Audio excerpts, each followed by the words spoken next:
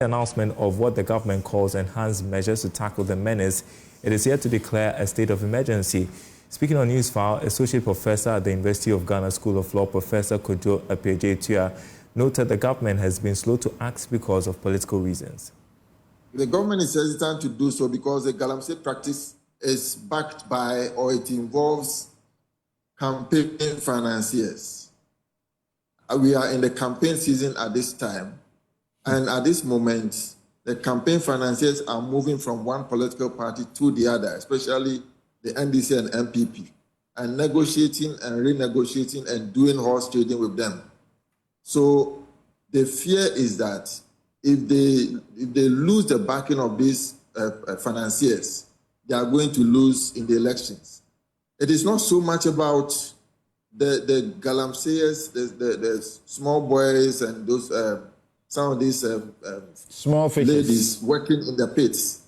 They don't have much power in terms of even how many votes they have. But it's the political financiers that are really engineering this hesitancy on the part of government to attack the issue as we want the government to attack it through the position of the state of emergency, because they are afraid that they will lose the support of these financiers. Okay. And this is where it becomes a transnational organized crime. Okay. The organized labor, some of these financiers are outside the country. Okay. Organized and the labor has become networked and connected in such a way that they are not able to control them. And so galamsey is a means for these financiers to reap back some of the profit or the money they put into financing these political parties.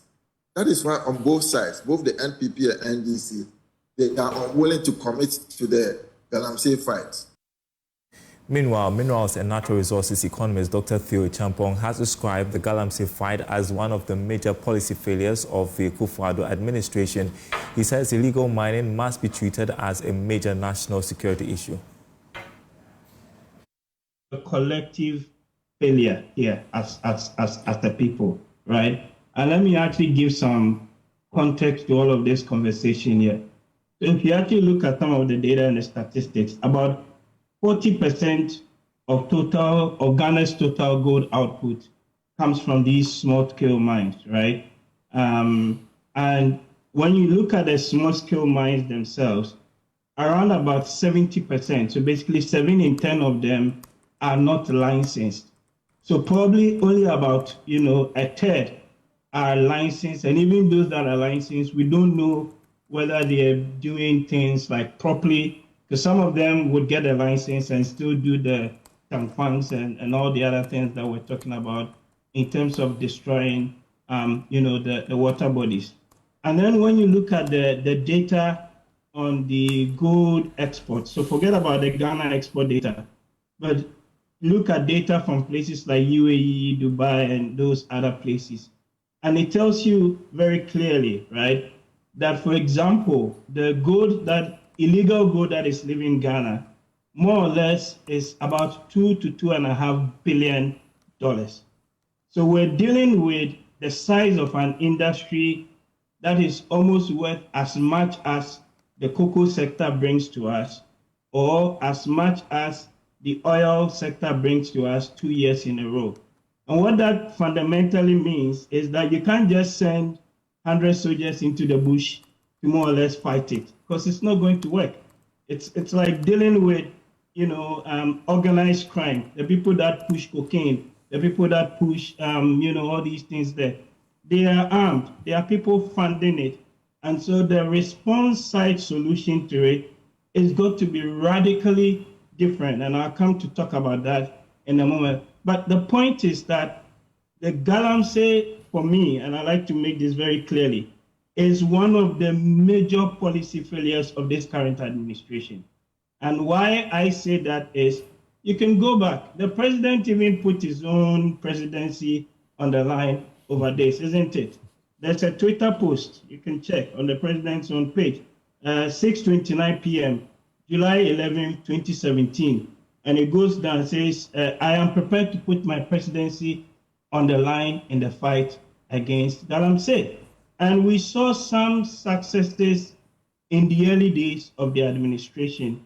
Remember when John Amewu was the minister, and they were doing some raids here and there, and we saw the waters relatively getting cleaner. That's right. And then we went back to sleep, right? We all went back to sleep again. But part of the thing is that the galamsey issues, and I think Rosalie mentioned this, it is tied also to the price of gold on the global market, right? You can do a search of the time galamsey issues come up versus the gold price, and you see a strong correlation, right? Where, for example, this year alone, because gold prices on the global market is actually up 30% as compared to last year, everybody wants to get into a piece of the action.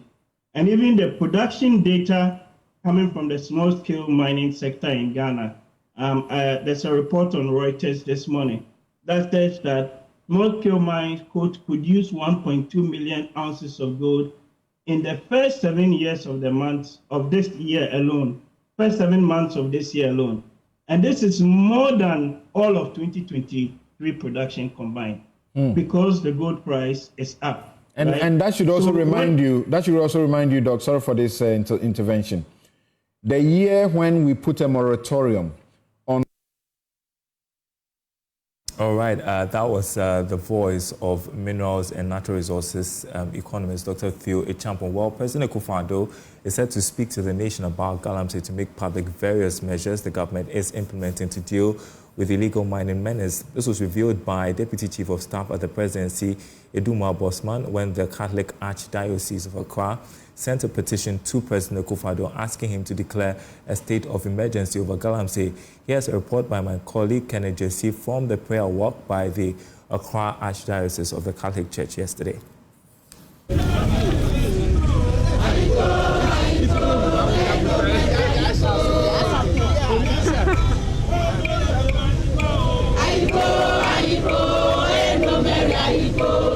It all ends here. The unprecedented prayer walk against illegal mining by the Catholic Church in Accra, which started from the Holy Spirit Cathedral at Adabraka, came to an end here at the Christ the King Parish. The priests, religious and lay faithful of the Catholic Archdiocese of Accra, the Conference of Major Superiors of Religious Ghana, have observed with great alarm the destruction of our environment, especially through illegal mining, otherwise known as galamsey.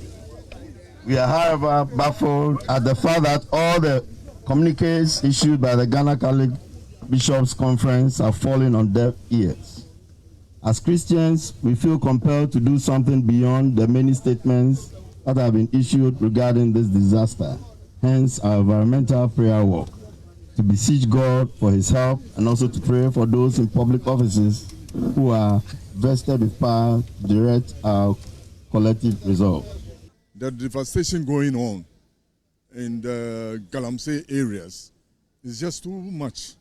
And as a church, we have the need to take this step to express our dissatisfaction about the devastation going on. Because God gave us this planet to take care of.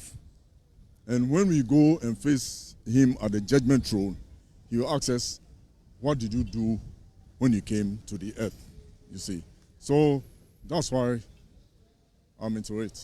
If the church calls on us as Christians and as good citizens to come together to draw attention that, hey, what is going on is bad, we all need to get involved. It's not left to one or two people to tackle.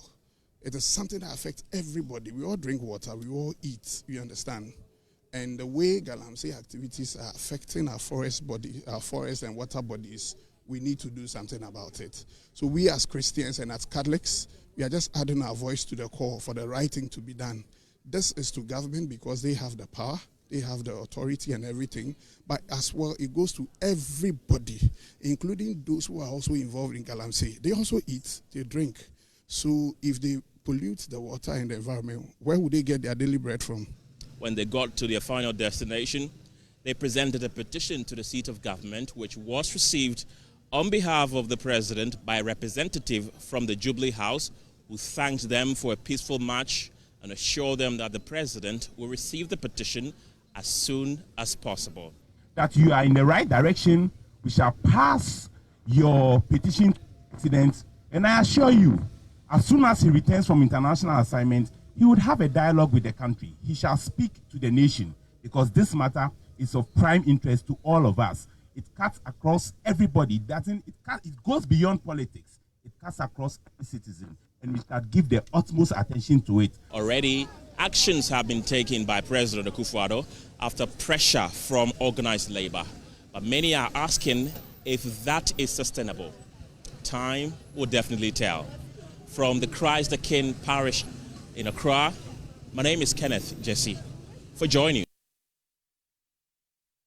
However, statesman Kwame is worried that none of the flag bearers for the 2024 polls has shown enough commitment towards dealing with the galamsey menace.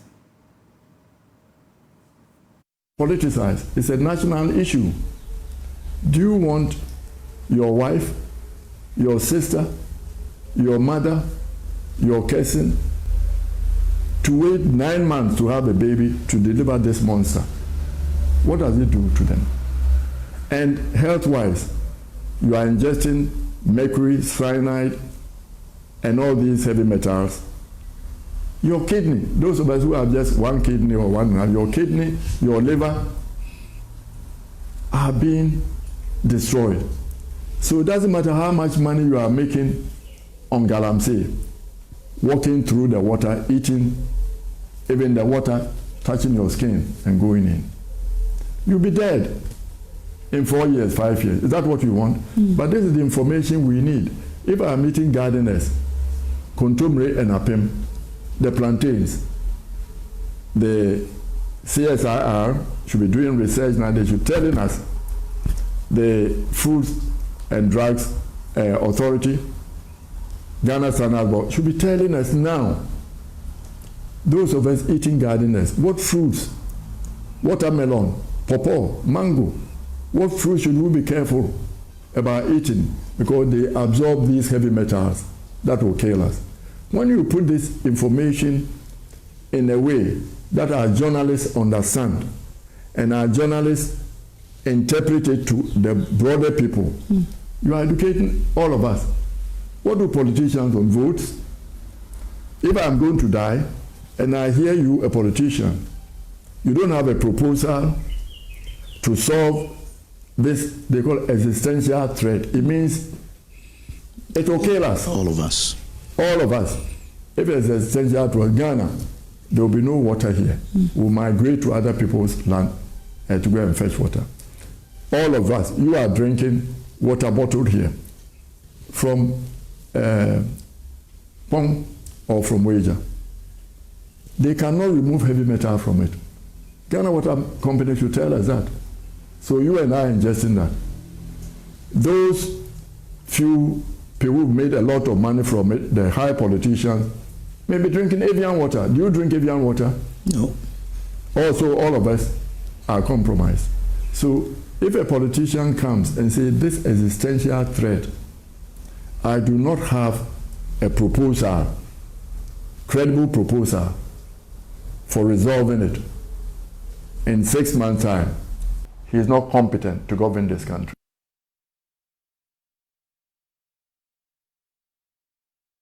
While still on galamsey, Chairman of the Church of Pentecost, Apostle Eric Nyameche, says the fight against illegal mining can only be won with shared values as a country. He laments the involvement of some traditional leaders in galamsey and destroying water bodies. The clergyman believes that conflicting values among the leadership have created the current situation we find ourselves in. He spoke at the Younger Generation Politicians and Leaders Conference at the Pentecost Convention Center at Gomuafete. When we were going to visit the galamsey site, and just to ascertain what was going on, I think about a year ago, then we went to this chief, and the chief said, as for me, Maha, galamsey, obiya nye o mehye so ha. Obiya nye o mikrom ha. And he was, then I asked him, but are there some chiefs who are involved in this?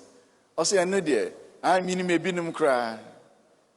But let's say that Prayer River is flowing from the top there, from here.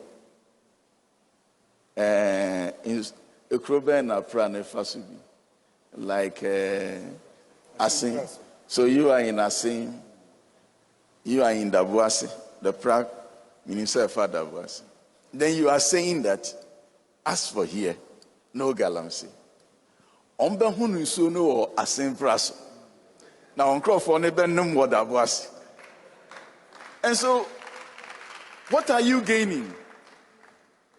Why we are not able to solve galamsey is that there are no shared values. This one has his thinking, this one has his thinking on the issue. If we all sit down as human beings, we will solve this problem. Yeah. And all of us shared values. That is why you always need good leaders. Now listen, we all have our minds. So when a leader is not directing us to where the thing should go, all of us will come on with our opinions, and that is what we mean by division. And nothing is solved. And so we want a people living with conflicting values will find development a mountain to climb. We need a moral vision. Once we are living with conflicting values, development will be a mountain to climb.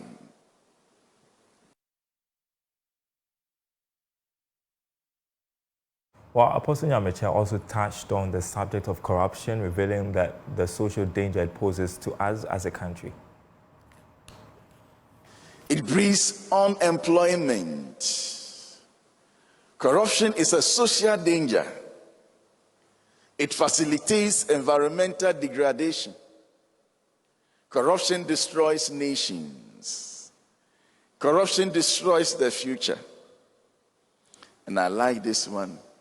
Corruption undermines honesty and hard work. There is no need to be honest and work hard. When corruption is all around you and you know that just by adding zero, you can also make some money. Why do you have to be honest and work hard? Corruption favors the privileged few. And this is a bane in nations where we don't have competent hands and the people are greedy. Corruption reflects the character of the people, both leaders and citizens. But how many of you know that at the heart of the economy is the people?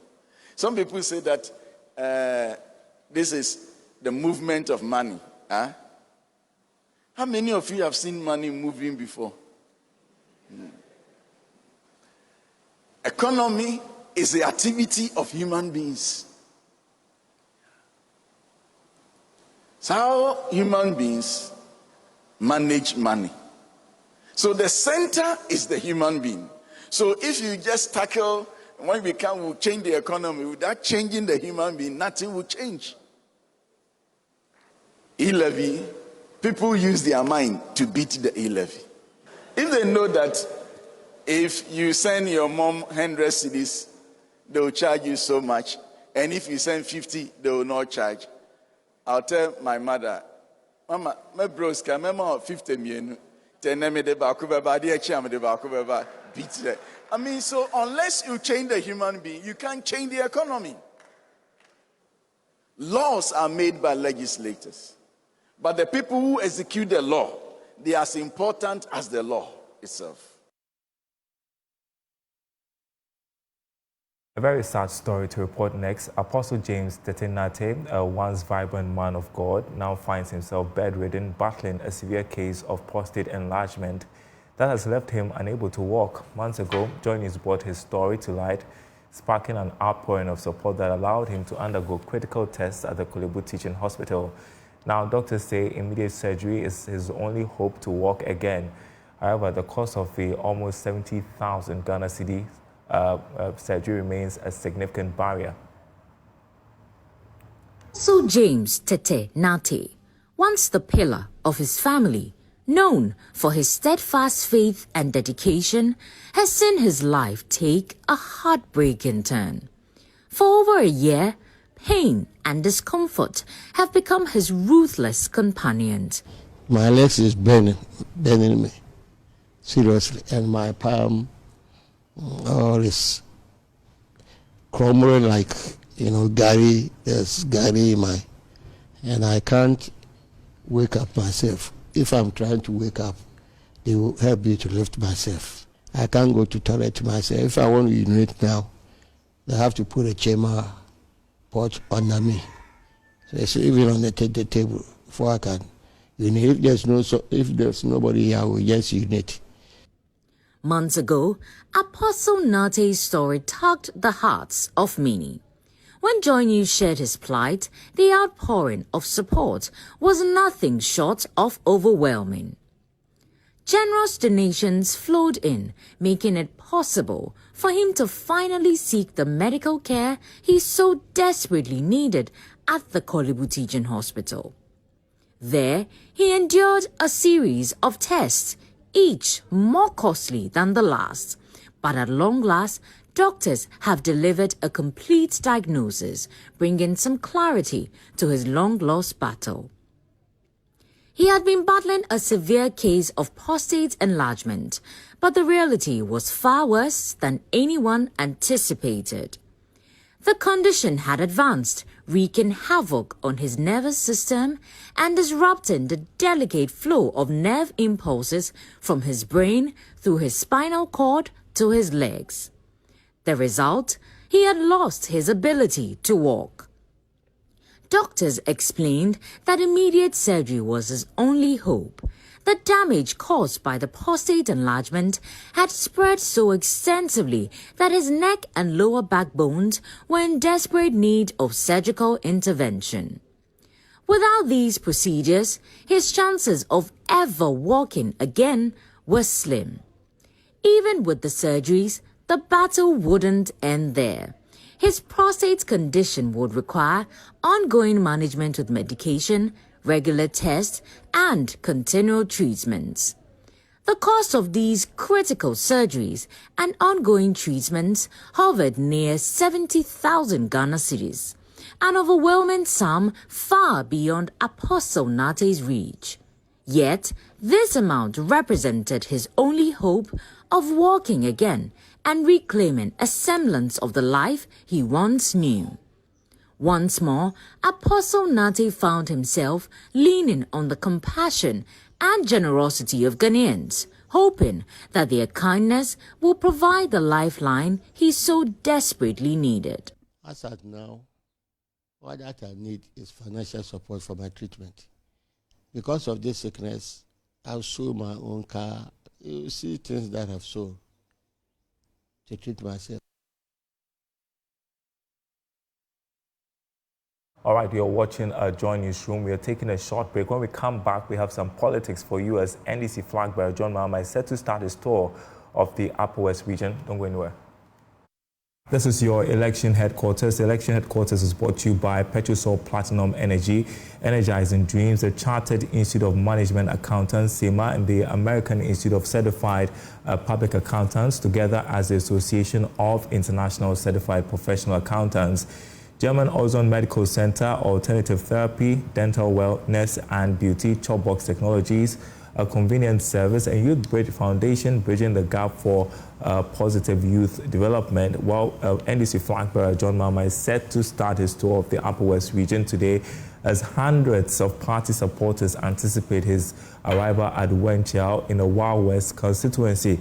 Among others, he's expected to talk about the party's promise of a 24-hour economy, establishing a women's development bank, and more. Maxwell Agwagba is there for us, joins us live. Maxwell, has John Mahama arrived yet? What can you report?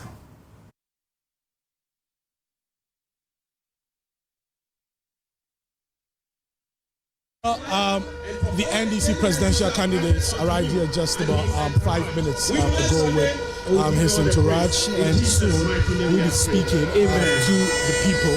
That It's a different mix of people who are gathered here. We have traditional leaders who are seated right behind me. We also have opinion leaders and supporters of the NDC also here. But I have, hi, what's your name? Ashika Latif Khaled. Okay, you are? Ashika Latif Khaled. Okay, you're a supporter of the NDC? Yes. I'm part of the regional communication team. Oh, you're part of the regional communication team? Yes.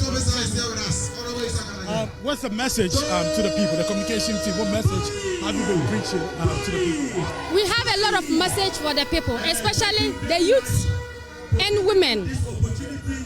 In every country, the backbone of a country is a woman. And if you are able to take care of a woman very well, then you know there is hope for the country. So His Excellency John Dramani Mahama has given us a clue as to how women are important in his governance by first of all appointing a woman as his running mate. And I believe that she is going to be the first female vice president of the Republic of Ghana. To add to that, we have in our manifesto the Women's Development Bank, which is purposely meant for women. If you have a woman who is resourceful in your home, if you have a woman that is empowered in your home as a wife, then you know very well that your home is actually going to be a perfect home. So your home is actually going to be a perfect home. So the Women's Development Bank is geared towards helping women to develop their jobs, helping women to enhance their businesses.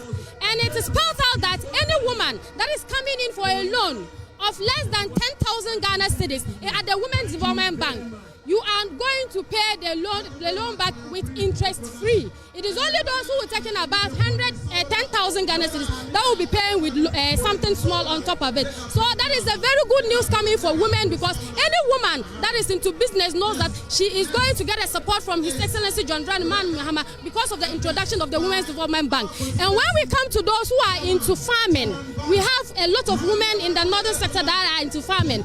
The implementation of the farm mechanization system is also another good news that is coming to the people of this part of this country, because we have been promised and made to understand that when these mechanization centers are established, what you need to do is to come and register with your Ghana card. You will be provided with tractor services. You will be provided with the seeds that you need to plant. You will be provided with the fertilizer that you need to fertilize your farm. And then you will come back and pay after you have harvested. So those are some of the good things that are coming to help women. Okay. And with the youths, the entrepreneurship program that is going to be introduced is another good thing that will be coming to help the youth.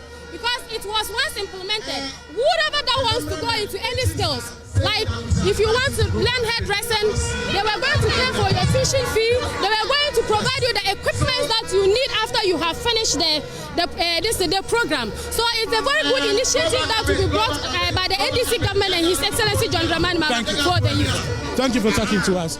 So you just had a member of the regional communication team here, but we have one central member of parliament, Rashid Purple, here with us. Let's speak to him also. Let's find out what the message is here on the ground.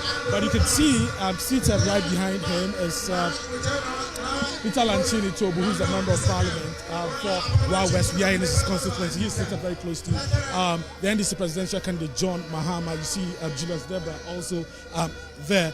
Honorable, you're welcome to join us. Oh, thank you very much. In the Upper West region, what do you think are the issues that will play out in this year's election in December? If you take this region, for instance, I know the issue of roads have come up strong. Well, there are many issues. Every development issue you have found here, and every issue you have seen here, which is worth noticing, was done by NDC. The few roads that are tarred is NDC. The hospitals that are built is NDC. Here, you could see the administration building is by the NDC. The electricity is by the NDC. Nothing significant has happened in the last 8 years, which is a worry to everybody. Government must not be a situation where somebody comes into office and will not respond to the challenges of the people. But that's what we have seen this year. None of the projects we left halfway have been completed. And it's a worry to the people and to us. I'm particularly worried because I feel that we have to be responsible to the people. No matter whether they vote for you or not, it's still necessary. And that's why they think that John Dramani Mahama's coming into office will create more value, will increase the attention of the state, the government, to the development of the people. Yeah. If we are to list in order of priority, what do you think would be the most pressing needs of the people? I know the issue of roads have come up strongly. Security also in recent times in the Upper West region has been concerned for the people. You move through the northern part of the country and it's as though there's a self-imposed curfew. In fact, the NDC presidential candidate, John Mahama himself, has had reason to mention that many times. Aside from roads and hospitals, schools, what else? Portable drinking water is very, very important. And then upgrading of the schools. If you enter the classrooms now as I'm talking to you, the furniture is all down. The buildings are collapsing. So much needs to be done. So there's so much to be done. Electricity is not extended to many of the places beside the center as you are seeing. The people have been left behind progress. And this is terrible. The roads, as you are talking, are very key to the development of any society. If there are no roads, the people are they are in darkness.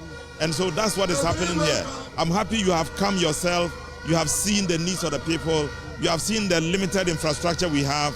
You have seen the lack of hospitals, lack of health care, and even personnel. They are not here. How many years? Several years after independence, these basic things should have been finally, shouldn't have been the problems anymore. Thank you for talking Thank to you. us. Thank you. So you just had Rashid Profu, who's a member of parliament for West Central here speaking to us. Let's engage some members of the crowd. Let's see if they want to talk to us. Hi, would you want to talk to us? Join us. What's your name? Isaac Naila. Okay. Tell me, what would inform the choice that you make in the December election? December. Yeah. What are the issues that you will shape your opinion on who you vote for? Are you able to tell us? Yes. I'll vote in this because NDC is a cool party. And then most our young girl like this, NDC used to support us. So as far as I'm there, I'll vote for NDC. Even next generation, even if I die, I'll still vote NDC because I like NDC to extent. So even my family, all those of who like me, cause my family me boost your phone, I won't be voting NDC. NDC they a cool party. And nipa bebre do NDC. Young can say we'll vote for John Mahama for it to come back and then support our small boys and girls so that we will leave galamsey, stealing, and robbery, and they will stop all of them. Then he will vote for. So let's vote for John Dramani Mahama. Thank you. Naila. Naila made that surprise. Okay, yeah. Let's see if we can engage more people. Let's see. So you want to talk to us? Well, not many of them want to talk to us, but let's see if we have something. Hello, what's your name?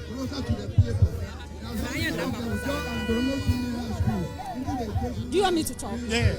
What's your name? My name is Barkis. Barkis. Yes. Okay. Tell me, what would inform the choice that you make in this year's elections? What are you thinking about? I've been speaking to people. They tell me roads. They tell me security. They tell me jobs. What is it? For me, John Mahama is the best for me. And my MP2 is the best for me. I like them a lot. I want them to come. And everything will be okay for me because I'm suffering and everything is hard for me. That's why I want John Mahama to come to power so that I will just get my freedom. I want everybody to vote for John Mahama and my MP. Yeah. If you say suffering, what kind of suffering are you talking about? Everything is hard. Eating, everything, even working, we don't have anywhere to do. Just to be roaming and a lot of things. So now we are suffering. We don't want to suffer a lot. We don't want to suffer again. We want change. Yes, system. Yes, system. Yes, system. So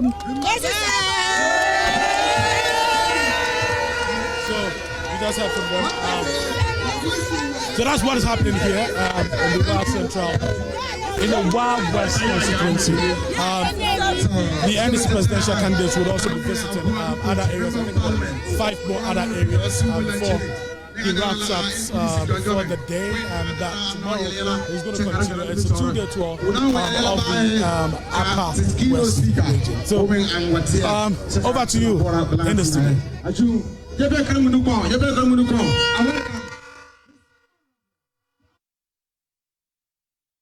Maxwell, we're live there for us at Witch Hill in the Upper West region. A busy Saturday, it appears, as they anticipate the arrival of the NDC Flagbearer, John Mahama, who is going to start his 2-day tour of the region.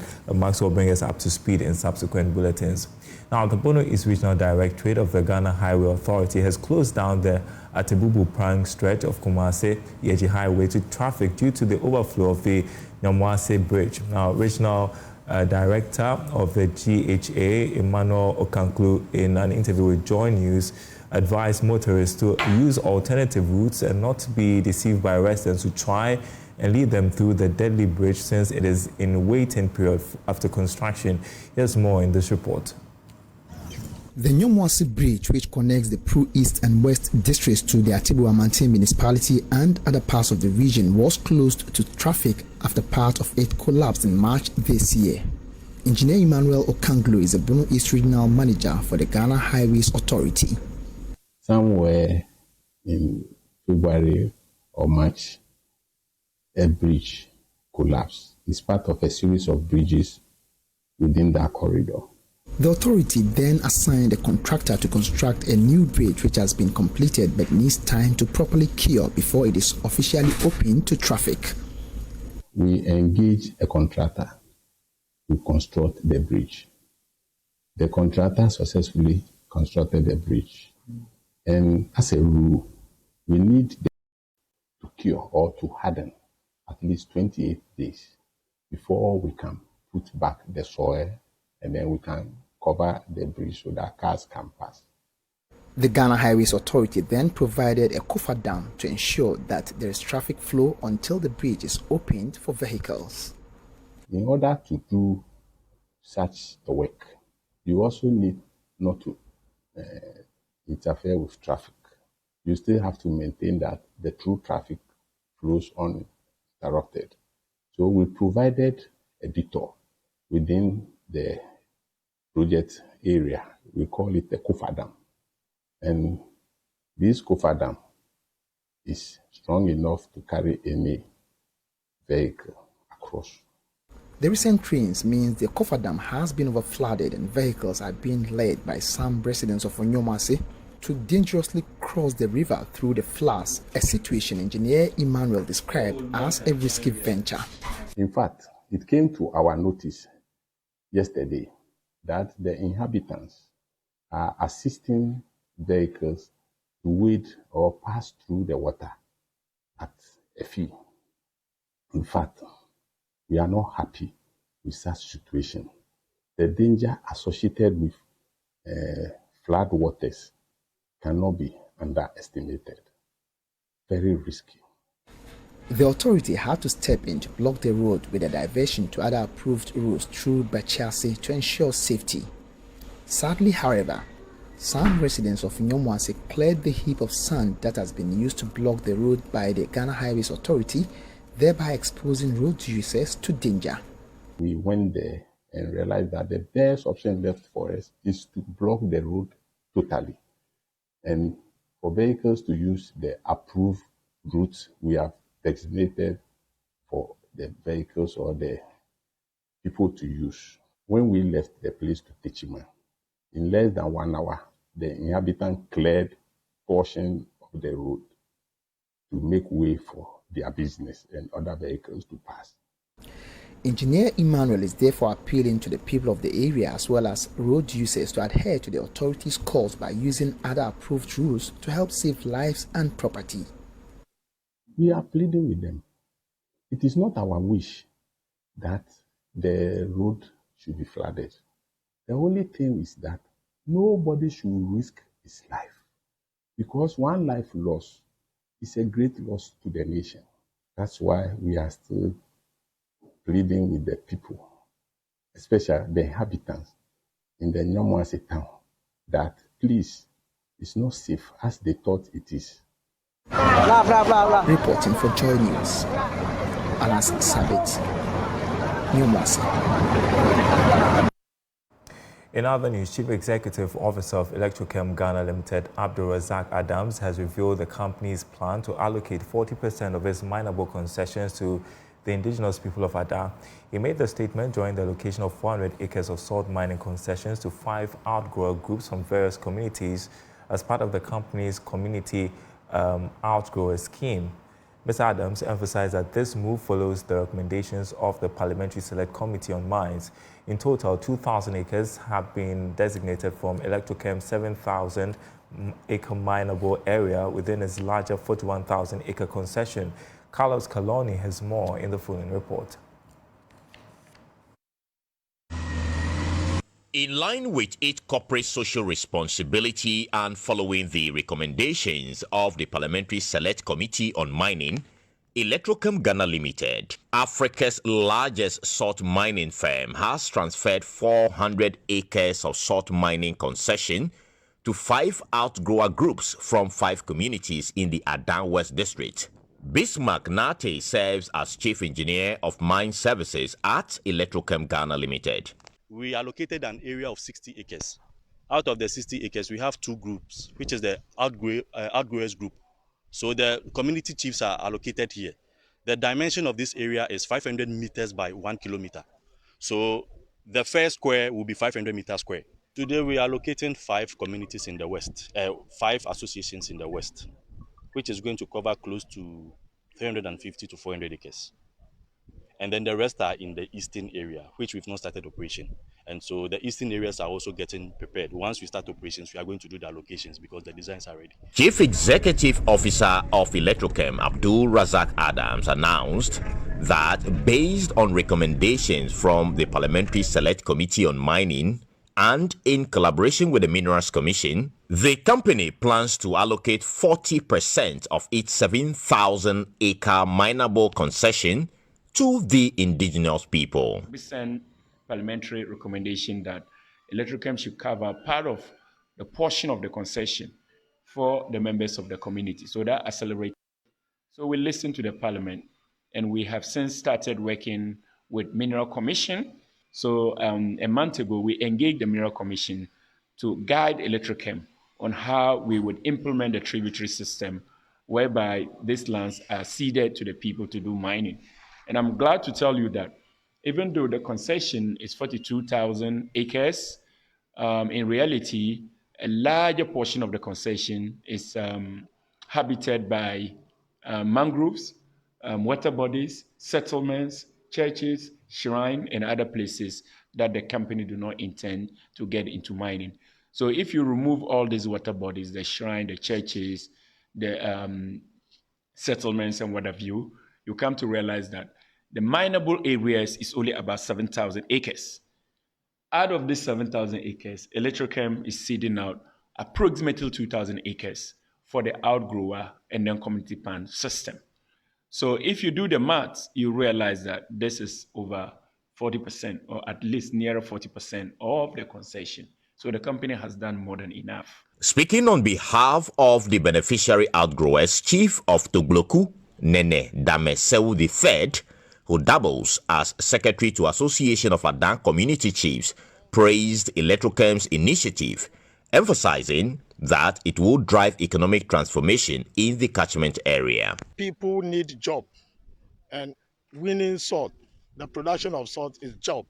Once it creates money and you have the economic power, you can even diversify what you want to do with. People who are even selling will have the market because people have economic activities that they are undertaking. That way the whole system will enjoy, and it will go a long way to support even the economy. The company encourages more locals to seize the opportunities offered by both the community pans and the outgrowers initiative, assuring them of a ready market for their salt production. Reporting for Joy News, Carlos Caloni, Ada.